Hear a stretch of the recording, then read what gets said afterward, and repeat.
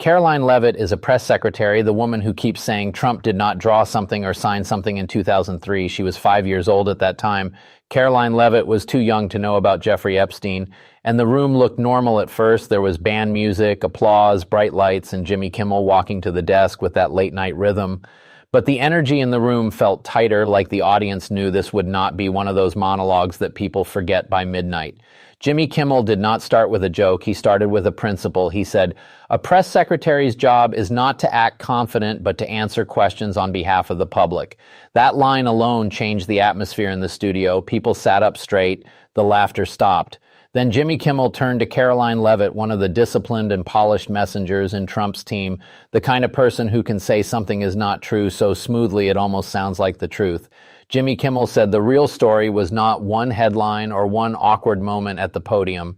The real story was the method. He talked about the three-step fog. First, avoid the question. Second, attack the person asking the question. Third, say you won and move on before anyone notices. The answer never came.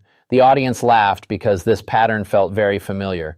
Then Jimmy Kimmel did something effective than a one-liner. He started showing clip after clip of Karoline Leavitt at the podium. The decision to fire Jimmy Kimmel and cancel his show came from executives at ABC. That has been. I can assure you it did not come from the White House, and there was no pressure from the President of the United States, and it was a decision that was calm, polished, quick, and certain. After every clip, he asked the same question in the same tone. What was the answer? Not the slogan, not the spin, not the outrage, the answer. That repetition changed everything. The crowd started laughing, then clapping, then leaning forward, because once you see a pattern, it is hard to ignore. Jimmy Kimmel said he was not looking for conspiracy leaks or secret files. The revealing things in politics often hide in plain sight, where everyone can see them, but few people take the time to notice. Then he talked about Karoline Leavitt's secrets, not scandals, habits. Secret 1, speed. If you move enough, nobody has time to check you. Secret 2, certainty. If you sound confident enough, people think you are telling the truth. Secret 3, outrage. If you make the room emotional enough, people stop listening for specifics. The audience broke into laughter because it was funny, but also uncomfortably true.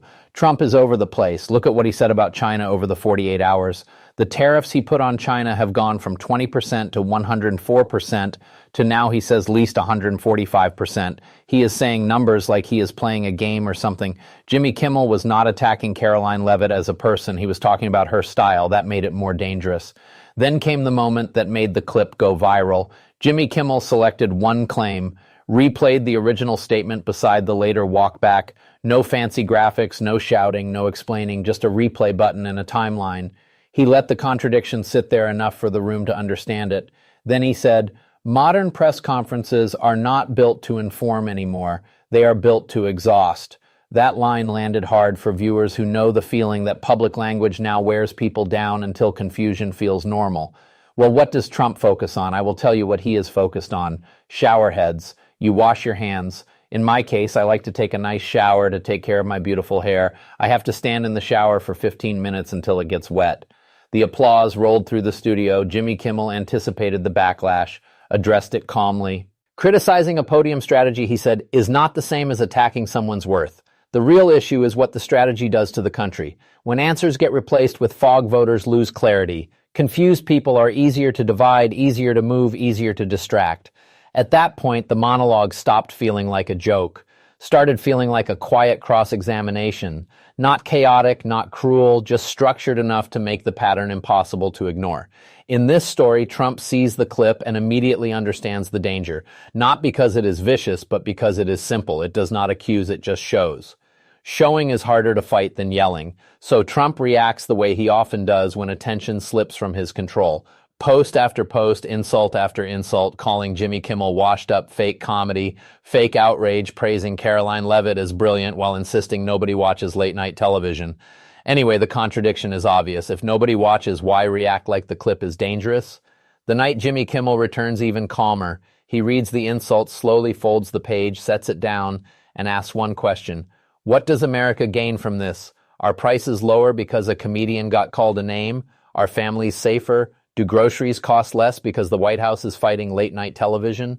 The audience roars because the question shrinks the spectacle down to something small, and that becomes the real humiliation.